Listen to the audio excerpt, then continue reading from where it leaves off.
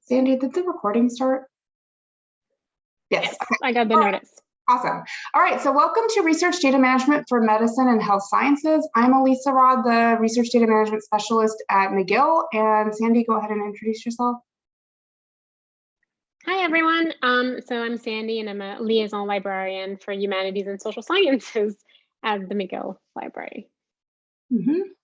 All right, so just to jump right in, we'll talk about what is research data management for those folks who may be new to that topic. Why should we care about it, with a focus on the tri-agency RDM policy that came out last year and how CIHR has started to interpret this policy for grant applications and funding opportunities, and some practical aspects of how to set up the organization of data with a particular focus on thinking about the kind of work that medical and clinical researchers and health sciences researchers do, which is typically structured in groups or labs. So thinking about organizing data across teams or groups of people. So it's not, necessarily it's not necessarily unique to medical and health science fields, but it's definitely more ubiquitous in those fields. And we'll also talk a bit about considerations for sensitive data, those data that contain personal health information particularly. So thinking about practical aspects such as data storage, transfer, and security.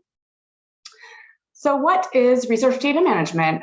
So that it basically covers the entire life cycle of data that you might use in a project. So collecting data, thinking about how you're going to use data at the beginning of a project, organizing it, structuring it, naming it. So very practical day-to-day types of interactions with data. Just what kind of files do you have? What are their names? Where you're keeping the data, how you're providing access and to whom, how you're storing the data and backing it up, how you process or analyze your data or compute your data, and how do you find resources and then share with collaborators or more broadly, like how do you get this work published and how do you allow your data to be reused? What are the kind of considerations that go into that? And that's especially important thinking about these funding agencies who are now requiring some version of a data set that underlies a publication to be made available to other researchers, at least for reproducibility. So that's something that must be thought about now from the beginning of a project. So just an overview of the data lifecycle. So what we mean is that, it's sort of cyclical. You start a project, but it's not coming from nowhere. It's based on previous literature, previous research, and potentially previous data that's been collected and published. So you're thinking about how you're going to design a study, how you're going to collect or capture those data, how you collaborate, how you manage, how you share and publish, and how you might discover, reuse, and even cite data. So why do we care about this in a more practical sense? Well, first of all, it's really useful. So having an organization system in any part of your life for any kind of information that you have, it definitely saves you time, and it's a way to be more organized, sort of like project management. Planning things out in advance can help you save time and be more efficient and not lose information, right, in the long run. On the other hand, too, we have requirements now that will start to be put into place for requiring these practices to be at least outlined in, or detailed from the beginning of a project for funding opportunities.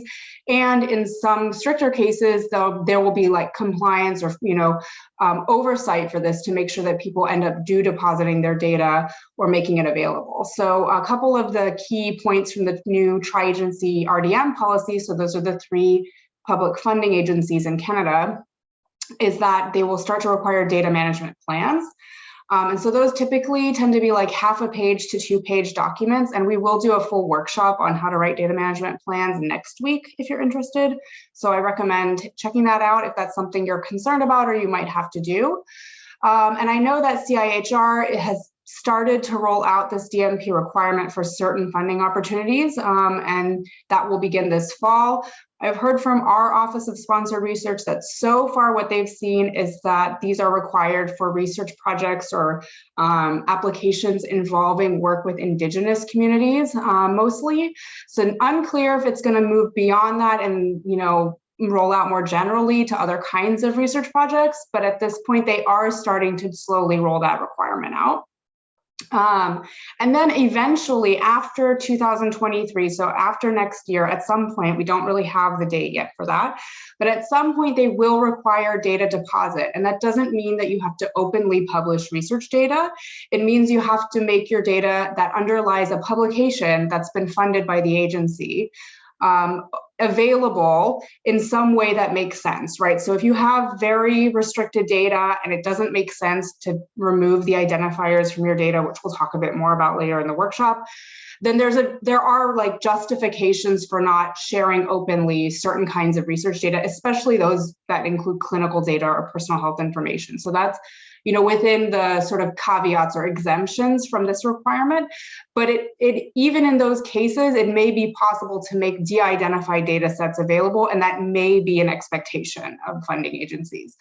So it's something to think about and plan for in advance, because those kinds of requirements might have to be worked into consent forms, for example, in advance, or like your ethics applications. You won't have to do this until after this is a requirement, or, you know, until we know exactly what that's going to look like. So it's not retroactive. It doesn't apply to grants you may already have or ones that you might be going for this year or even next year. But there may be a start date at some point where funding opportunities after that date may require these elements, and you might need a plan for that if you're working, for example, on longitudinal studies. Or if you have one coming up that requires a lot of preparation in advance, you might want to think about the consent forms for those projects. And I also know that REBs and ethics review boards are now asking for DMPs in some cases to be attached, so data management plans, to be attached to applications, especially in cases where researchers want to make their data openly available, and it involved human participants or clinical data. So they want to see a more detailed plan of how those data will be handled during the project and after, like precisely. So that I know that our medical REB board, for example, is now asking for these for anyone pursuing sort of open science type projects. So what are some ways we can practice good data management in, you know, thinking about practically at a day-to-day level? So one of the basics in terms of, you know, if you're working with a group or in a lab or with a team, one of the main ways to organize information is through a really robust folder structure. Like thinking about this in advance, designing it, having a standard, and having, you know, everyone in the team sort of set up their data in this way or work off a folder structure that's been standardized. And that helps over like many years, or, you know, 10 years, 20 years, when you're collecting data and you have maybe students or postdocs or researchers rolling on and off teams or on and off projects. It helps keep track of those data so that you, when you go back and look at data from 10 years ago, you know exactly whose data it was and where to find, you know, the raw data, where to find the data that's related to a paper, for example. So this is a really generic example of like, if you organize it by project, you have a project name, and then you have some elements where the data themselves are in their own folder, and then their, you know, raw data, and then some process data or analyzed data might be in subfolders. And then the paper, the poster, the product, the research outputs are in their own folders with the data set that relates and the scripts that relates to those papers. And one other example I want to show is that there's not like a perfect way to set this up, or, you know, one size fits all. It really depends on the kind of data that's collected and the way and the processes that are involved in collecting the data, and the dynamics between the way that the lab might work. So I know in some cases, you know, it makes more sense to set up a folder structure based on a person rather than a project, right? So that each individual works on a pretty independent project. So it doesn't really make sense to have it at the project level. It makes more sense to have it at the person level. You could also organize it by analysis, for example, and this sort of like the B example here, where it's, you know, the code, data, and results that are required to produce a figure or a table that's in a paper are together contained within their own folder, rather than having the data, all the data together in a folder. So I think most people, and for most situations, it makes sense to set it up in the sort of like A type structure here, but it's not the only one. So just wanted to show that. I also want to highlight the tier protocol, which is a really cool project that's a grant funded. They've been doing this for several years. It's out of Haverford College in the US. And they developed a sort of standard folder structure system that you can sort of take and copy and you model your own structure on. I'm just going to share their website, and I'll put the link is in the slides, and we will provide the slides toward the end of the workshop. We'll send the file. So this is what it looks like, their website. So it's interactive, which is really nice. So if you click on data, it'll show you like what should be the contents of the data folder, and it'll explain like what goes into that and what are the subfolders, and it'll explain, what's the README file that you might want to put into your folder structure. And we'll talk a little bit more about README files further along. But I really like this because it's interactive, and and they've been working for years sort of doing research on setting up organization systems for data that work across different disciplines and in different contexts. And they also have faculty training sessions. So if anyone is like super interested in that, I encourage you to check out Project Here because I think they've been doing them virtually for the past 2 years, but they were at some point in person, like 2-3-day boot camps that were fully funded, where they train faculty members on how to organize data in this way. Okay, I'm gonna hand it over to Sandy, and Sandy, I have the poll everywhere, so I'll drop it into the chat. Perfect, thank you.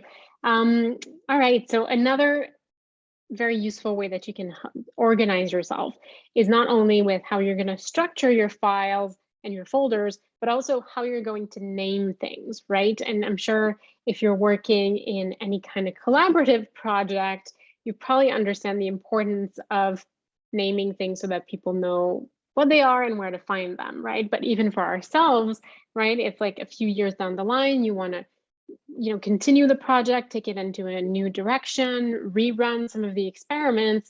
You need to be able to understand what your files are, right? And arguably, you're probably going to have more than a few, hence the importance of how to name your files. So we have an example here, a photo of a lovely dog called Chopin. And we put in, at least I put in the chat, a link to Poll Everywhere, where we have a poll going. And we ask you to take a few minutes and fill it out and say, how would you name this file? Like if this were a file on your computer, how would you name it to be able to find it again? And we'll come back in a few minutes to look at it.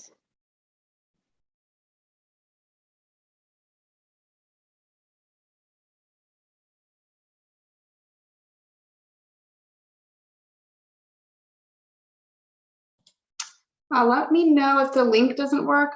Okay, I'm getting them, so I'm going to start sharing the responses. And this is anonymous, totally anonymous. Okay, so I'm sharing the screen, so you should see the responses as they're coming in.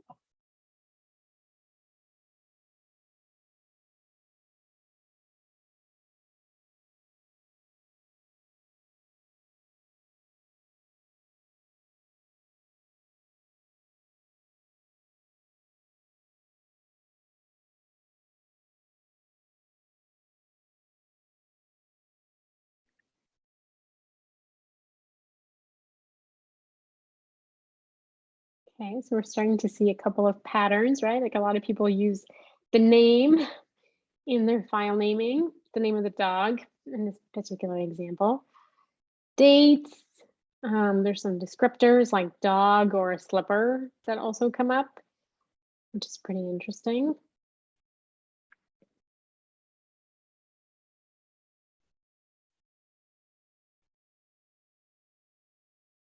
Some dates too. Yeah, I'll go back to the presentation.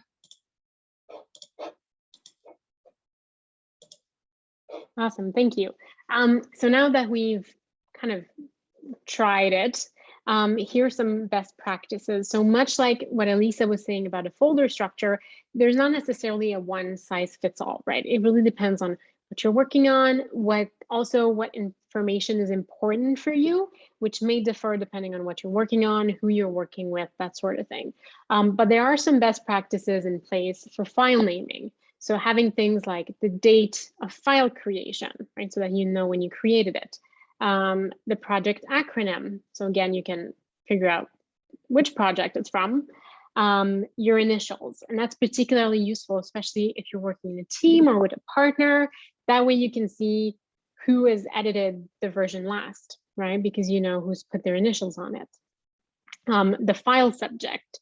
So again, if you're working on a project, what's this particular file? Is it your raw data? Is it your cleaned up data? Is it your article manuscript?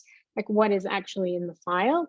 And then versioning, which is really important so you don't end up with 3 copies called final, final, final, and final, final, final, as sometimes happens to me. So having that version control to know kind of what's the latest version that you're working on is really helpful. The order that you put them in, which we'll see in a little bit, may depend on what's important to you, right? So if we go to the next slide. Now knowing all this, like what we just looked at, right? The date of creation, your initials, project acronym, so on and so forth. How would you name the photo if I give you a little bit more information? So the photo, the dog is called Chopin. Photo was taken on August 5th, 2018. It's a Polaroid photo. It's in black and white, and it was taken in Toronto, Ontario. And you can use the same pull everywhere link. And if you left the window open, I think you can just refresh the page and it will take you to the new version of the question. So we'll give you again a couple of minutes to fill it out with like this more detailed information about the photo.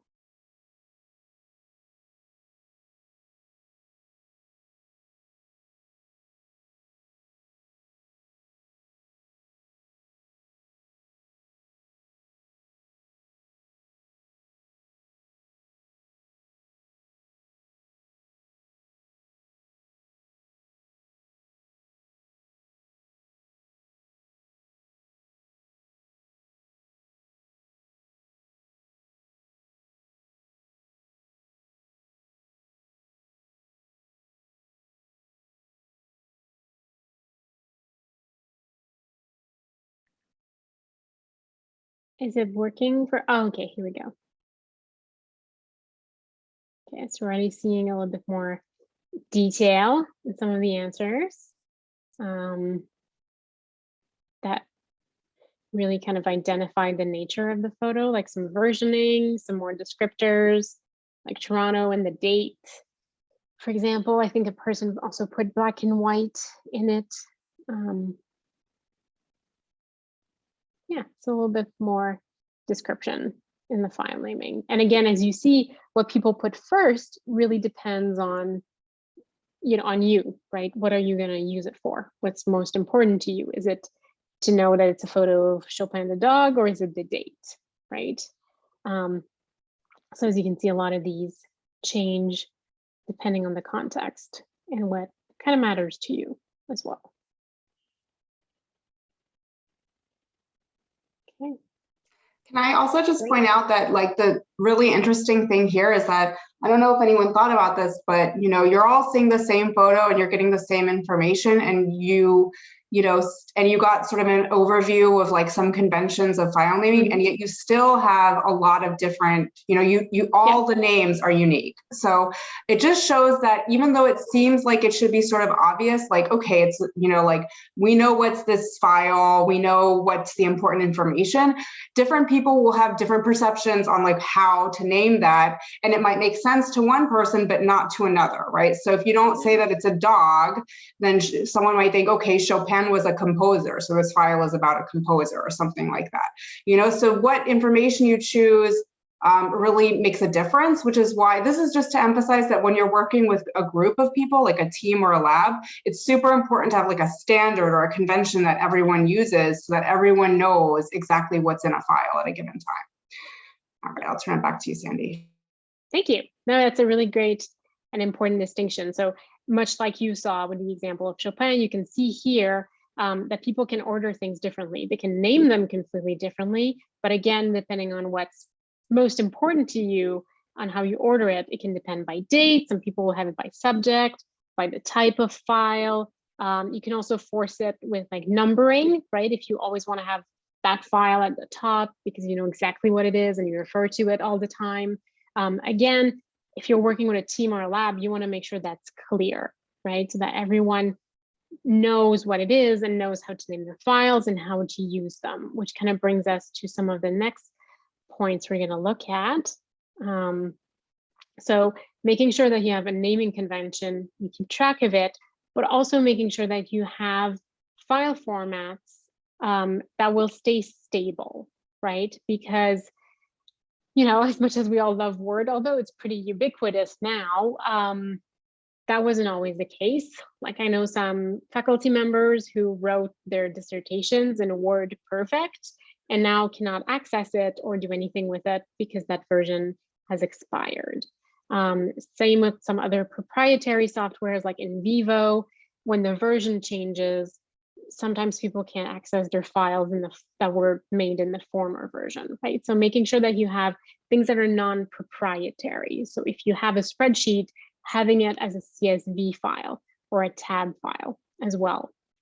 Same for images or video vector files, making sure that you have, you know, preservation formats so that if something does happen or you lose access, you move institution, that you will have still access to your data and your content. So that's really important. And that's also something that you should document through your research data.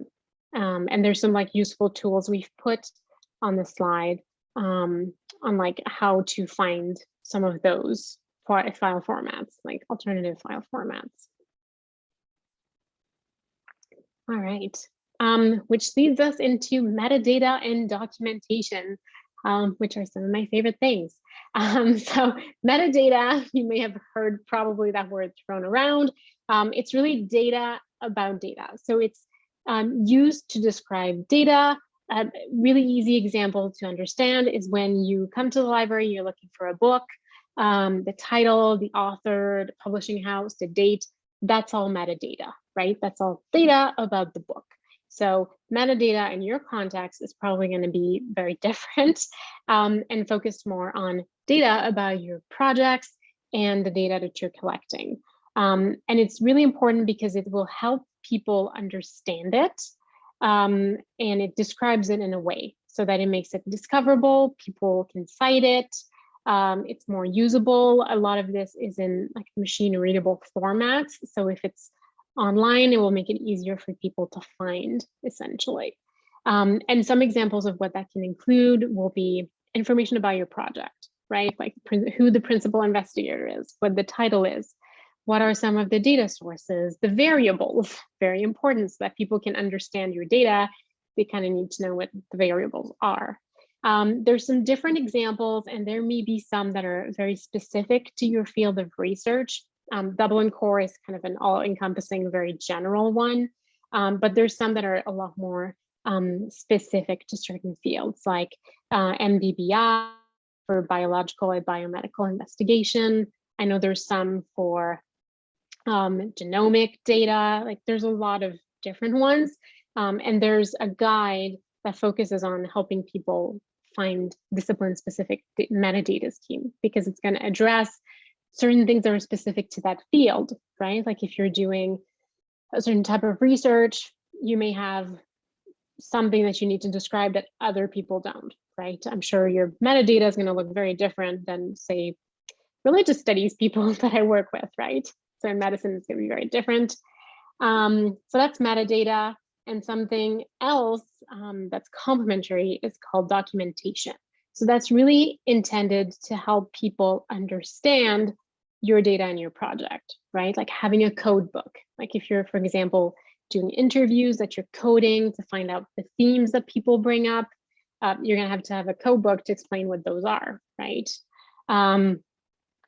Also having a README file, and that will have some examples coming up, but README files are particularly important if you're working as part of a team or a lab so that everyone is on the same page, right? Having those file naming conventions, having that folder structure in there, having those preservation formats so that everyone who joins a project, right? If you have a grad student that's coming on, they'll understand what it is you're expected to do and what the data is, what they're expected to understand. It can also include things like license or data use agreements. So if you're licensing your data or using data that is licensed, making sure that that's kept and documented somewhere so that people who read your study will know that afterwards as well. So if we go to the next one.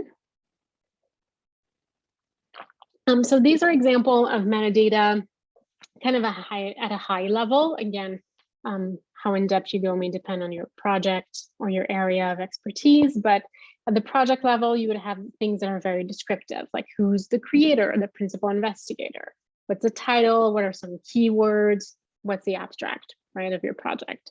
And then you may have things that are a little bit more administrative, like things that are related to licensing or copyright. Again, like we talked about, some privacy issues, which I'm sure Elisa will touch on in a moment when we talk about sensitive data, some software issues. Then at the file level, so that was overarching, but a little bit more narrow. At the file level, we'll have descriptive things like who the interviewer was, right? If you were doing interviews with people, who was the interviewer, was the topic, location, if that's particularly useful or relevant. And then some more structural information, like what are the code names, what are the variables, what are the file formats, right? So again, making sure that that's all kept and documented. And I believe that next we have some examples of what a README document is. So a README is a living document, right, that should be updated, checked regularly, again, so that everyone is on the same page.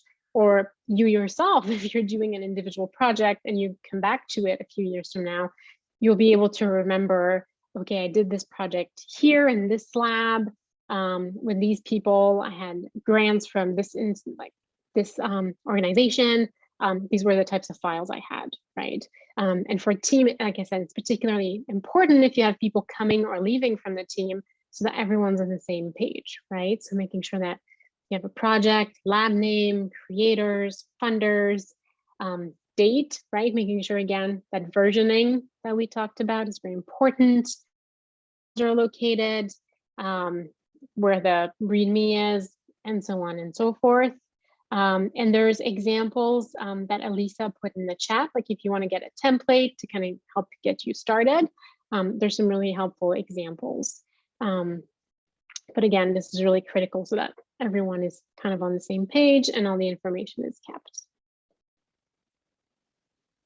And I think we have some examples of some things that can be kept in a README. Like for example, if you're doing like microscope imaging, you can keep track of which file type it is, what's going to be the naming schema, what's the schema key, what are some example file names. Again, so that the people who come on afterwards or continue to work on a project are clear as to what that is. And I think we have another example, like what are some of the abbreviations that you're using, right? Because in your field, or even amongst your lab or your team, a certain abbreviation can be very clear, but it may not be to others, right? Or maybe it's going to change over time. So making sure that that's kept so that, again, everyone is on the same page. I think.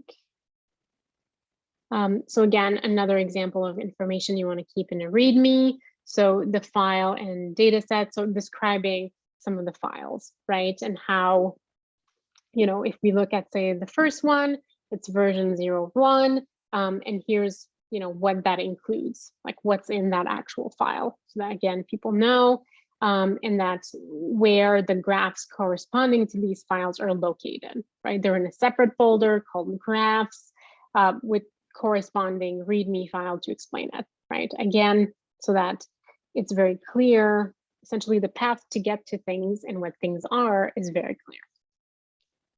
It takes time to do, but it's really worth it in the long run. Okay, and I think I'll pass it over to Elisa. Perfect. I should also mention too that in some funding opportunities, there may be funding to like hire people whose job it is essentially in a lab is to like do data management and to be in charge of this. So that can, in some cases, that can be part of like costs that you ask for. So it's just like something to think about when you're building out grant proposals is that would it be useful to have someone doing that in terms of personnel or like staffing capacity? And does the grant allow that kind of expense? And many like do allow it, so just something to keep in mind. All right, so I'm going to talk a little bit about sensitive data, thinking in particular about personal health information or information that's collected in clinical settings or as part of like health research. So a lot of these slides on the like, sensitive data just have a lot of resources for researchers. So Portage, which is now actually called the Alliance, so it's a federal organization, not-for-profit, that's sort of been given a lot of money to fund research data management, research software, and advanced research computing initiatives across campus through institutions, so through research hospitals and or universities. So the Alliance now has a lot of information like and resources like the sensitive data toolkit. So there's 3 parts. And there's one part that has consent language, so templates for like language that you can put in consent forms if you want to share data after a project ends. So sort of a lot of nice resources where you can just take it and use it in your own projects. The Data Curation Network also has a sort of primer on how to work with human subjects data. So this is US based, and this is more for like a librarian or someone who might be curating human subjects data or like a research data manager. But it can be interesting to see the perspective on the types of files that may be collected and the types of issues that need to be thought about when publishing de-identified human participant information. And so just, I'm sure, most folks are aware, but just to give a background to make sure everyone's on the same page. So for human participants, there's sort of 2 types of personal data. There's data that has direct identifiers and data that have indirect or quasi-identifiers. So direct identifiers are things that, you see that information and you know exactly who that person is. Indirect are, other kinds of information that when combined with each other could potentially point to a specific person. But it's not necessarily, you don't know exactly who they are just from one of those pieces of information.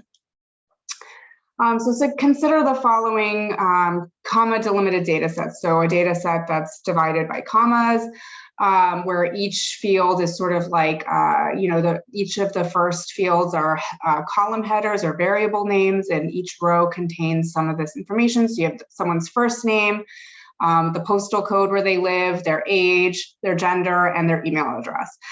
So just let's take a quick poll, and we'll do this in the chat. Or, if you don't want to, that's also fine. I'll give you a few minutes if you're comfortable or not. Which of these are direct identifiers, do you think?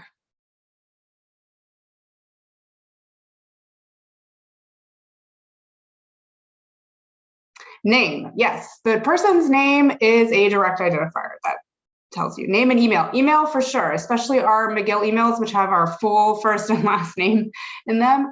Email addresses are considered direct identifiers. Super. Anything else? There's a sort of trick question here where there's one person who's 103 years old in this data set, and if you work with data that has to be HIPAA compliant, so that's a regulation, a US-based regulation about patient privacy, like working with patient data. They consider like if someone's age is in the data set and they're over 89 years old, it's really birth date, but even age is kind of like iffy. So if you're over 89 years old, your age might be considered a direct identifier. And I also like to note this sort of like old but still timely study by LaTanya Sweeney that found that she was able to take US Census data from the 1990 census and was able to re-identify 87% of the US population with just quasi-identifiers, including date of birth. So that's scary. So yeah, just exact ages can be direct identifiers, especially if you have very elderly population. So if there's someone who's 110 and you Google like who's 110, there's going to be a very short list of people, in the world even. So just something to be aware of, that's not necessarily that common, but it can be considered a direct identifier in some cases. So in general, this comes from the HIPAA Safe Harbor Identifier Guide. So there's not really a go-to standard in Canada for what's considered direct identifiers. It can vary by province, and it's not necessarily clear that there's like a actual list that really covers all of the potential identifiers comprehensively. I think HIPAA's rules tend to cover most possible identifiers. They are pretty up to date. So direct identifiers being things like your name, any type of address associated with a person, like their email, their physical location, like their static IP of their computer, their internet protocol address, your house address, your office address, things like that, your social insurance number, your social security number from a US-based perspective, and then anything that has a unique ID number, like your health insurance number, so your RAMQ number is considered a direct identifier, your student ID, your driver's license, your fingerprint, so biometric data that's unique to individuals are also considered direct identifiers. Like a photo of your face is considered a direct identifier because you can reverse image search people in Google and you could find someone with just a photo, or a photo of someone's house, for example, can be reverse image search. So just something to be aware of. Indirect identifiers are things, again, that can be combined to re-identify people. They don't identify people just by themselves. So knowing someone's female, male, or non-binary doesn't identify a person, but knowing that they're non-binary and they live in the H2X postal code and they work at McGill and they have, won a Pulitzer Prize, that would help you figure out who that person is, right? So maybe you don't even need so many of them. Maybe you just need gender and, geographic location. So that's something to think about. And that's really at the discretion of the researcher and potentially the REB boards, right? So if you're saying you want to publish a data set that only has gender and age, one REB board might say, that seems fine, they can't be identified. And another REB board might say, nope, that's too much information about that person. You'll have to remove age or gender or something like that, right? So depending on what you have in the data set will dictate how likely it is that the combination of that information with other data sets out there could potentially re-identify people. So just quickly, we'll talk about, so the main way to protect participant privacy, and this is all within having in mind that you may want to share your data at some point, either with other researchers during a peer review process, your data might be requested, or if you want to publish in a journal that requires the data set to be made available and has strict compliance with that, then this is something to think about from the beginning of the project and going forward is, can I release anonymous data or anonymized data? If I can't put it somewhere with access control, is it possible to de-identify, to remove direct identifiers permanently, and to make sure that I don't have enough, or I remove enough indirect identifiers that people can't reasonably re-identify them with other public sources of information, right? So just quickly going through, we're not going to talk so extensively about how to deal with indirect identifiers, but I have a list here of possible ways to deal with it, thinking about aggregating data. So instead of having birth dates or ages, have buckets, 10 to 20 years old, 21 to 30 years old, et cetera.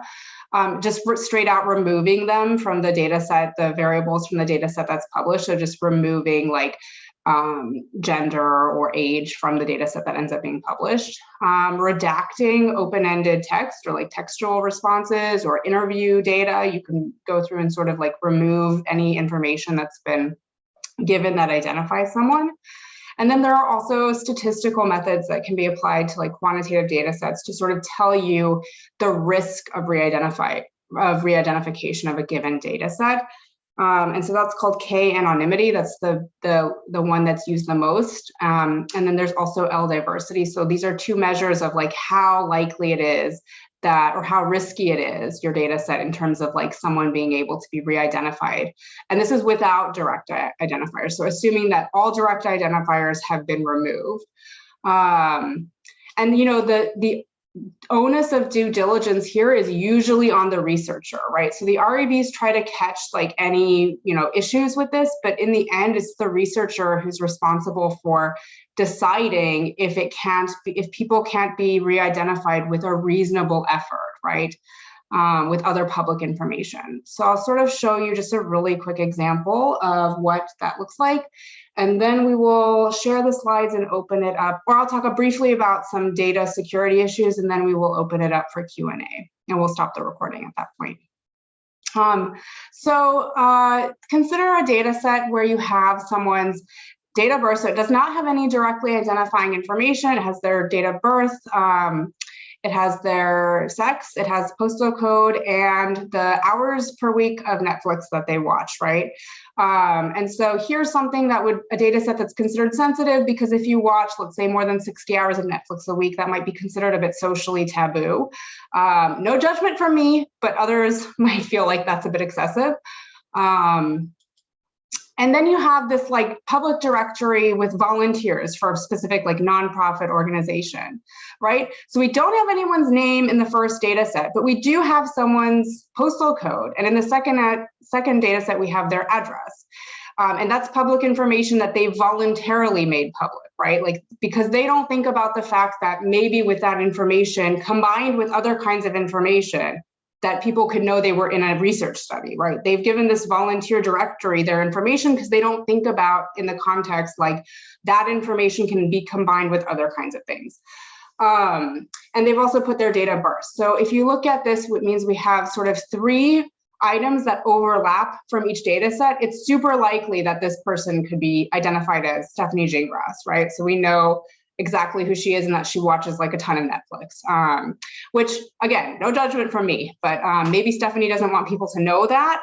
So in this case, we would, the K-anonymity, if she's the only one in that data set with that birth date and with who's female, identifies as female, and who has that postal code, then your K-anonymity number will be very low. And the lower it is, meaning that there's more unique cases, then the more likely it is to re-identify someone. And as the K-anonymity level is high, it means there's multiple people with those 3 characteristics. Very specifically, there's more than 2 people with the same birth date who are female, who live in the same postal code.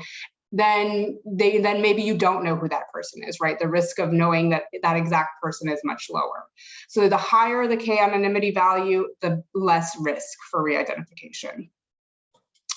But you also have this issue of that can be sort of addressed by this other measure called L diversity. So even if you have 2 people in your original data set, 2 women born on the same day who live in the same postal code, if they watch the same amount of Netflix, then if you meet one of them on the street, like if you know that Stephanie has these characteristics, then it doesn't really matter that you don't know exactly who she is. You still know that she watches more than 60 hours in Netflix. So if you know that everyone in the data set who's between 90 and 100 years old, who's female and who lives in Montreal even, watches a lot of Netflix, then if you meet someone who was part of that study, who's that age, and you know where they live and you know their gender, or their sex, then you know how much Netflix they watch. So even without knowing their name, right? So you can sort of reverse engineer that. So the idea with L diversity is that you have to have those 3 characteristics with a different outcome on that measure. And then you don't know, maybe Stephanie's the one who watched less than 5. So we don't know at this point which one she is in this third data set. But if it just had the first 3 entries, and that was the only data, and we knew she participated, then we would know the outcome for her, right? So just something to think about when thinking about publishing the underlying data set for a research project that involves human participants, regardless of what information, whether it's medical or other kinds of information that could be sensitive about people. Oh, Sandy's going to talk very briefly about Indigenous data, and then we'll wrap up. Yeah, so just a note on Indigenous data sovereignty and the CARE principle. So you may be familiar with the FAIR principle to make data findable, accessible, interoperable, that's a difficult word to say, and reusable. But there's also, when you're dealing or collecting data from Indigenous peoples, you want to apply the CARE principles and be kind of cautious and careful about how you use that data, right? Because the idea why it exists is that there have been a lot of studies done on Indigenous peoples. They're like overly represented, and very rarely included in the research process, right? Which meant they didn't get a say in how it was collected or why or who got to use it. So the CARE principle states that it has to be for the collective benefit of the population, of that population. They have the authority to control it, the responsibility, and the ethics. So we're not experts on the topic, but just be mindful if you're collecting Indigenous data or working with that population. There's also a great online course that you can take that's offered by OCAP that talks about OCAP, which is similar to CARE, and it talks about ownership, control, access, and possession. So just something to keep in mind and to look into some more if that is something that could be a concern to you. And yeah, and just a note about this OCAP course is offered by the First Nations Information Governance Center, and they're based out of Alberta. And so this is more of a Canadian context, principles involving research data, and it's really meant to apply just in the case of First Nations. And it's also up to First Nations whether they want to adopt this or incorporate this into their practice, or whether they want to go a different way. I did do the course. I found it really interesting, and it gives a super comprehensive overview, and it's not a huge time commitment, and it costs like $250. And so I was able to pay for it out of professional development funds, which I think most people would be able to do for researchers. So just highly recommend it. I know that they're revamping the course and they're releasing a new version at the end of August. So I was told that if people wanted to take it, to recommend they wait until the end of August and take it in the fall to take the new version. But just an FYI about that. And so finally, just a quick note about security, storage, and sharing. So this is really important for working with data that contains regulated data that contains personal health information, especially. And I know that there's some folks here from different institutions. So some of this is McGill specific, but if you're in an institution that licenses Microsoft products, for example, as your enterprise software, it's likely to be similar. Or if you have your own, data storage and sharing process or product, then the requirements around it are likely to be similar for the same kinds of data. So just take this with a grain of salt if you're not affiliated with McGill. But I think in most contexts, it's going to be the sort of same advice, that you would want to encrypt devices, especially if you're doing field work, that you want to access data via VPN if you're working from home or if you're working off-site. Password protect the backups of all data sets. Consider having non-disclosure agreements or confidentiality agreements for research assistants, and implement a QA process for when people roll off of projects or roll off of a team. So an offboarding process to make sure that no one takes data with them or has data somewhere that it shouldn't be, or to just ensure that where the data is that's related to a given research assistant or graduate student or postdoc. So you probably have institution provision storage at wherever you might be located. Your institution likely provides storage that's meant for everything, all your documents, all your HR stuff, but also could be used for research data. In McGill's case, we don't have special software just for research data. It's sort of built into our Microsoft products or license. So our Microsoft products are licensed to hold regulated data, to hold personal health information with consent of participants. So that means it cannot be stored on that cloud software unless participants consented to have their data stored there. And that's part of McGill having this cloud directive of where things can be stored in the cloud, for example. And just to note that McGill, our IT services has a lightweight vetting process. So if someone wants to use a cloud software, or acquire cloud software, and this is for non-regulated data, they can do a lightweight process to have it vetted, because that sort of goes into whether our procurement and REB will sort of sign off on that or advise a researcher that they could go ahead and use it. But if you want to use a new cloud software that's not licensed by McGill for regulated data, it's a very long process to acquire that. So just something to think about in advance. And I also want to make a note about personal devices. So I know a lot of teams might have research assistants or postdocs or graduate students, or even individuals who check their email on their phone. I check my work email on my phone. And that's not a McGill provided phone, for example. So you just want to make sure if you're checking anything that has information that could have like patient information or participant information, that's password protected. So phones are password protected. You want to enable two-factor or multi-factor authentication on any devices. For computers, you want automatic screen lock, so it goes into like, the lock mode after a certain number of seconds, so that it's not just open if you walk away from your desk. Never email data, that's just a sort of big no-no. And just make sure not to leave your computer in sleep mode, which I've been guilty of, but it is not very secure. So something to mention and think about. And I know that a lot of funders are going to start to ask for cybersecurity plans or like some, details about cybersecurity involving research data, especially for human participant data.